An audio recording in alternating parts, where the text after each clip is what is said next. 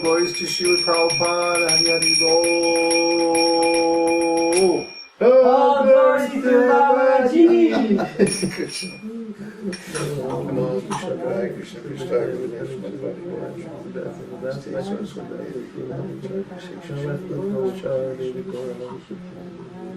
Srila Prabhupada ki jai.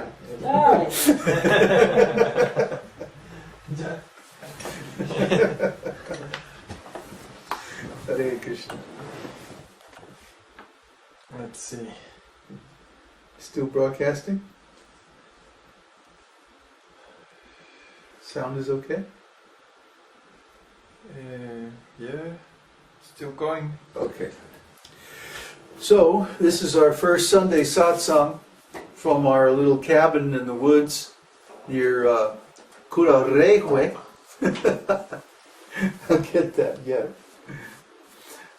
And, well, it's been raining the last couple of days. Now it's just lightening up a little bit. And sun is coming in and out. So it's the first time we've seen rain since we left Mexico. My goodness. Well, a little rain on Santiago. A little, not enough to really count, you know. What is that, like 6 months, huh?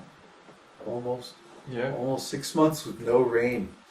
So it was really nice to see some rain. A lot of rain. Yeah, you're bringing cats and dogs up here. But it hasn't rained up here either all summer. And this is just the first rain of the season. So everybody's saying it's going to be a severe winter, just like it was or was in the U.S. or up north.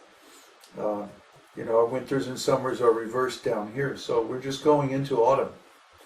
And so we're holed up in this cabin for the next month or so and looking for a house. Our lease on our house in Santiago is finished at the end of April. So by May, we hope to have a nice big house up in the woods somewhere with a nice big fireplace and plenty of wood. We chopped up a bunch of wood. We have it all stacked up against the front of the cabin. So we're all set for the next month or so anyway. So what we've been doing is reviewing chapter 3 of Bhagavad Gita, Karma Yoga. Karma Yoga, of course, means work in Krishna consciousness. Karma is work, and more generally, cause and effect.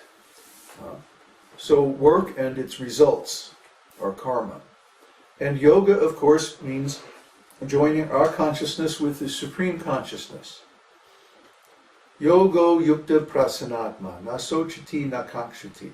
Krishna says, when one's consciousness is joined with the Supreme in yoga, then he feels total bliss, prasanatma, total happiness. Nasochati nakakshati. He doesn't lament, nor does he desire to have anything. And we see this is the behavior of the great souls. That when they attain spiritual consciousness and their mind becomes fixed on transcendence, then from that point on, they don't have any material desires. And that's our experience also. That once Krishna reveals himself to the surrendered soul, one becomes fixed in transcendental identity, then from that point on, what is the use of any of this material stuff? Well, the use is that we get to engage it in Krishna's service. Gesundheit. Normally, or ordinarily, in material life, people try to engage the material energy in their service. I want a nicer car, a bigger house, more beautiful place to live, more friends, more money, more power, whatever. But in spiritual consciousness, we take the same thing. I want a nicer house, but I want a nicer house for Krishna's devotees to come and stay. I I want a better internet connection. So not so we can watch nonsense videos on YouTube, but so we can preach. I want this, I want that, but I want it for Krishna. I don't want it for myself. I want to please Krishna. This is, at its basic level, a matter of the heart. Whether someone is desiring something for their own pleasure or for Krishna's pleasure, how can you say which it is unless you look into the heart? What is in the person's heart? Do they really love Krishna? Do they really want the thing for Krishna's pleasure? Or is it like our typical mundane relationships where our family is considered an extension of the self? And so we want nice things for our family, yes, but as an extension of our own self because we're identified with our family materially. So the danger is that if we become identified with some religious group or some religious process, can you zoom the camera in a little bit? If we become identified with a religious group or a religious process, that we can fool ourselves into thinking that we're desiring things for Krishna, but we're actually just desiring them for ourselves in a form of extended selfishness. Just like when people serve their country. They serve their country, they say, because they want freedom and stuff like this. And that's maybe one part of it. But actually, they want their country to be the most prominent country or the most famous country or the most powerful country or something like that, isn't it? They want their country to win because it's my country. See? This false identification can also happen in relation to a religion or a spiritual group. If we think of ourselves as we're the, what are we? The esoteric teachingisms, whatever. we're the ETs. And then our team has to be the best on the block. We have to have the best temple and the best scriptures and the best website and the best devotees and this and that, right? We'll all apply our mode of passion to our religion. ETs, yay, team, right? And then anybody from any other religion, boo, yes, we put them down.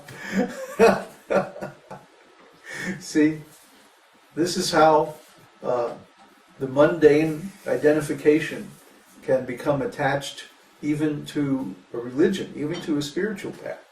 This is very dangerous. So we should examine our hearts to see what is really behind our engaging in Krishna consciousness. Are we really trying to please Krishna, or are we really just trying to extend our ego consciousness into some form of religion or something like that? This is a very subtle thing.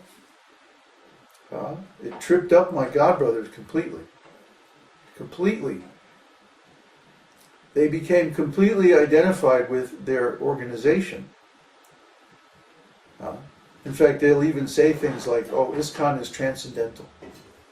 Well, if ISKCON is transcendental, then why did you have to file a statement of incorporation with the state? If ISKCON is transcendental, why does it have a bank account? Why is it, why does it have so many of the qualities of an ordinary religious organization? See, we have to be very careful to distinguish the tools that we use, organizational tools, the material energy that we use for Krishna's service. We have to be very careful to distinguish that from transcendental, loving, devotional service itself. Because that service, that bhakti yoga, is something that happens in the heart. It comes from our intention. Our intention must be to truly love Krishna and please Krishna.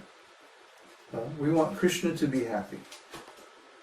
If Krishna is happy, then we are automatically happy. We don't have to worry about all that stuff. Krishna takes care of it. Krishna arranges it. We have to trust Krishna. Try to understand Krishna's character. Krishna already has everything. And if he doesn't have it, he can produce it instantly just by wanting to. So he has no lack, he has no need, he has no shortage of anything. His desires are all based on love. He wants to see the living entities become happy. He doesn't like to see it when we're stuck here in this material world and trying so many things to be happy but actually failing all the time. He doesn't like to see this. But at the same time, he doesn't interfere with our free will.